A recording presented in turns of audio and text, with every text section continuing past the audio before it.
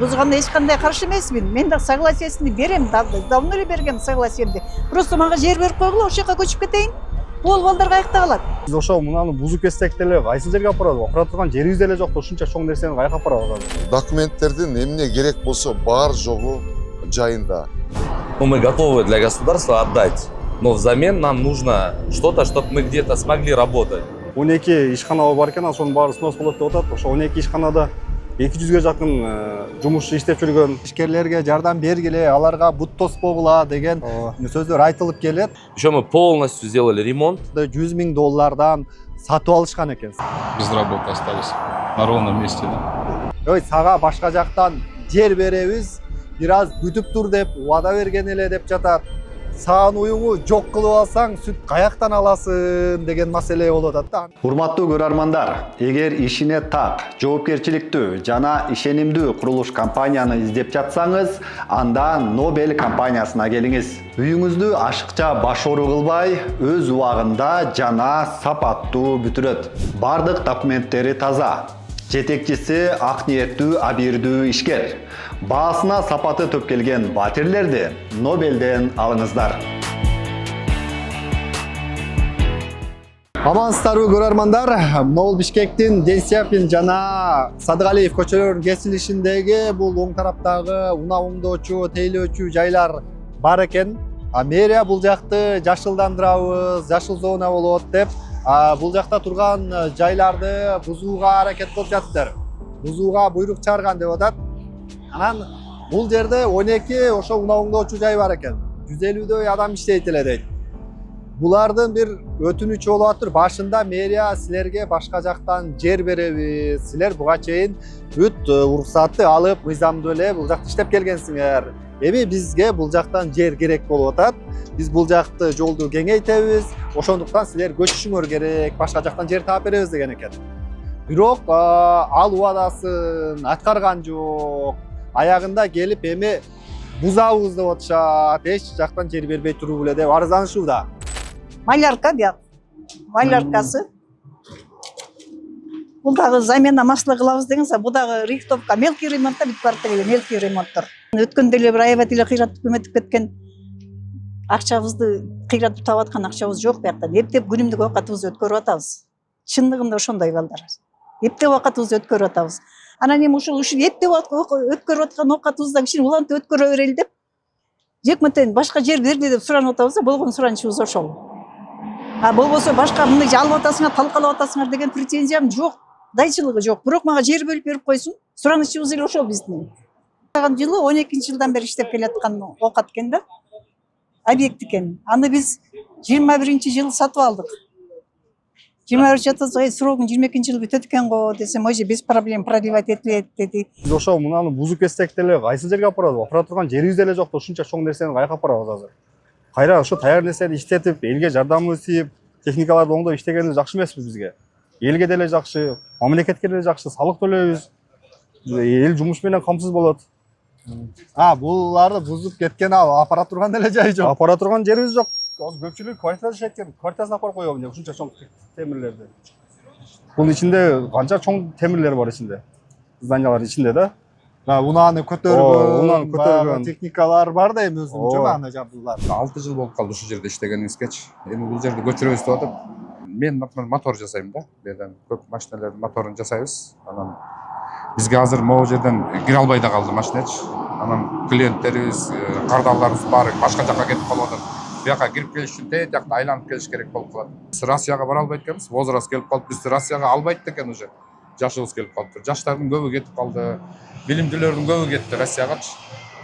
Анан бизге окшогон аксакал кишилер эле калып ушул жерде.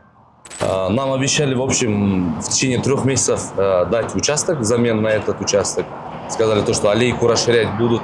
Но мы готовы для государства отдать. Но взамен нам нужно что-то, чтобы мы где-то смогли работать. У нас сейчас товар просто так стоит, нам негде его держать, склада нету у нас, ничего нету.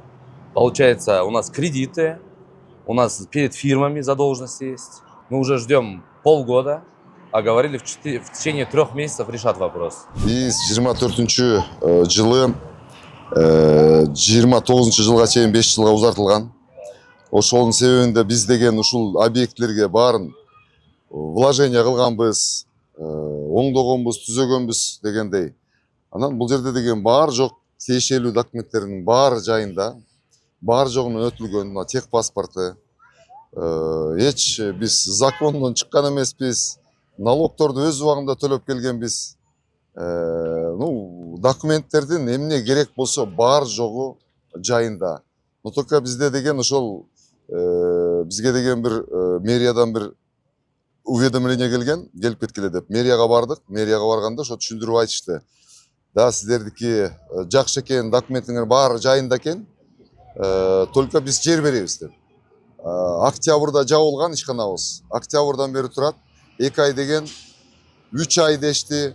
Анан уже 6 айдын жүзү болду. Дагы деле эч кандай кыймыл жок да. Просто мен кредиттеримди жабыш үчүн ол эптеп балдарга бирдеке жумуштарды берип атам. Биякта 4 үй бүлө иштейт, биякта 5 үй бүлө иштейт. Былтыр жазында күздө келип алабыз деп ызылдаганда аркы чекесинен алгап бир 200 квадрат метр болчу аякта. Аяктан бир 5 метрин алдым аркы башынан. Ладно, алып баштасам, аны жазга чейин калды эже токтотуп туруңуз дегенден жазга чейин калтырып койдум кайра. Эманайм ушу жаз келди.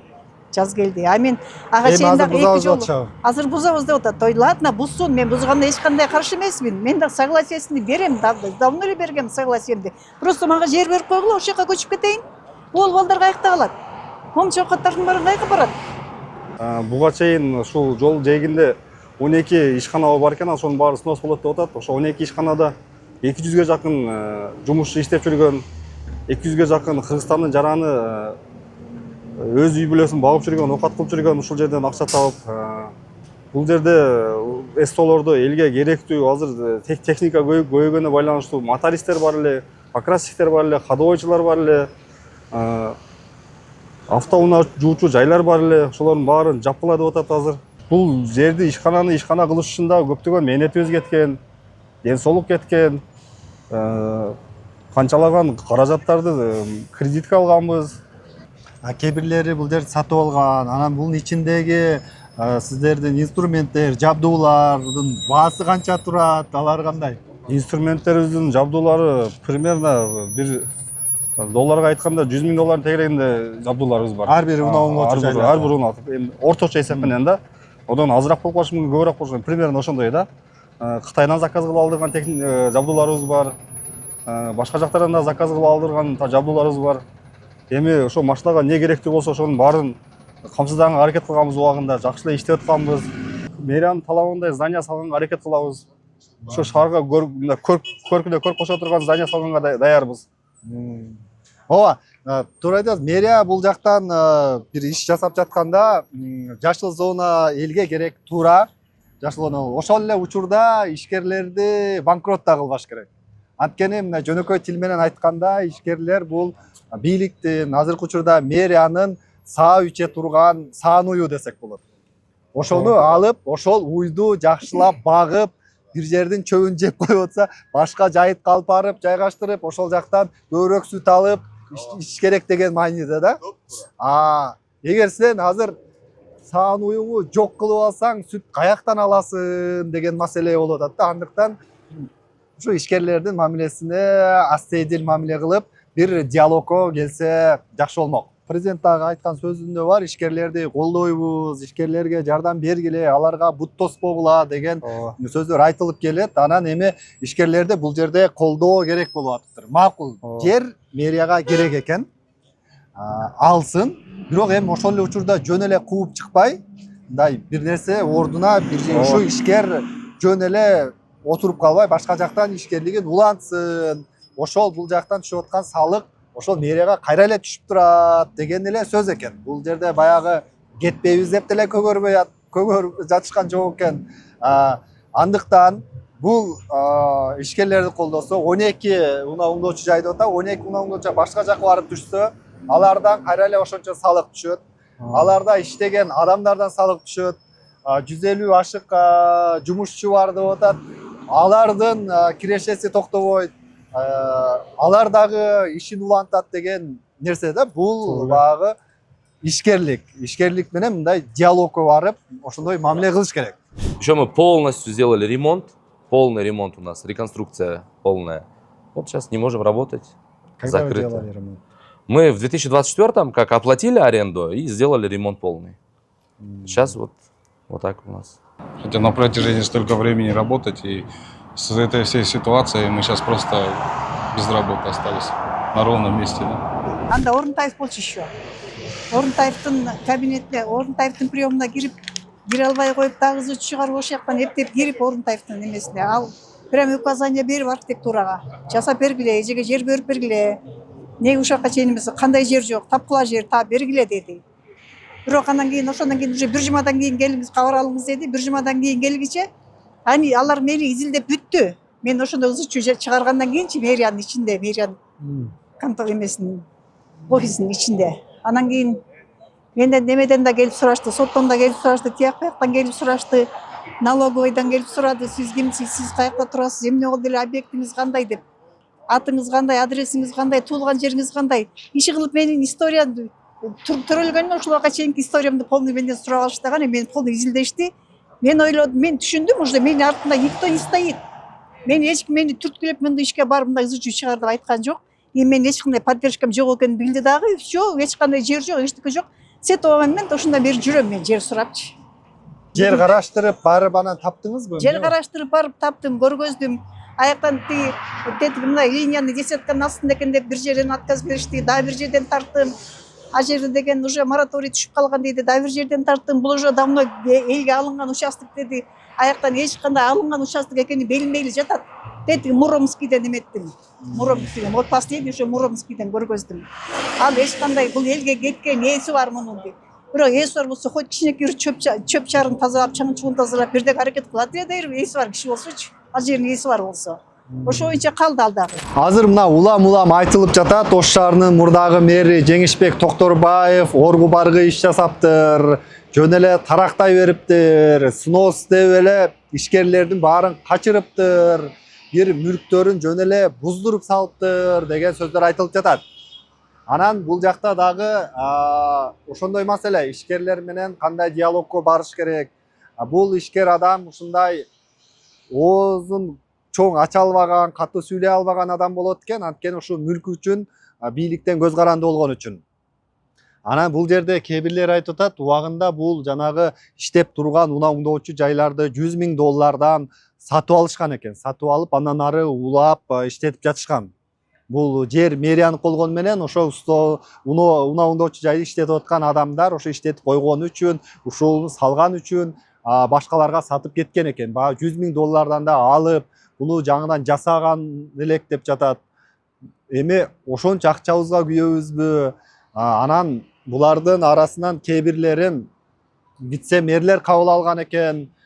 Бишкектин биринчи вице-мэр Мирлан Байгончоков, Рамис Алиев кабыл алган эле мени. Ой, сага башка жактан жер беребиз, бир аз күтүп тур деп убада берген эле деп жатат. Ошонсуна ишенип жүрсөм, аягында минтип эми эртең бүрсүүнү келип бузат экен деп жатат. Ошондон улам дагы бул кайрылып жатышпайбы? Андыктан ушул маселени эми ишкерлер дагы жабыркабай турган, мэрия дагы зыян тартпай турган кылып бир диалогко келип четсе, баары үчүн эле жакшы болот. Ишкерлердин маселеси боюнча Бишкек шаарынын мэриясынын маалымат кызматына кайрылганыбызда бул тууралуу кийинчерээк маалымат берүүнү убадалашты. Эгер жооп келе турган болсо, мэриянын комментарийин өзүнчө жарыялоого даярбыз.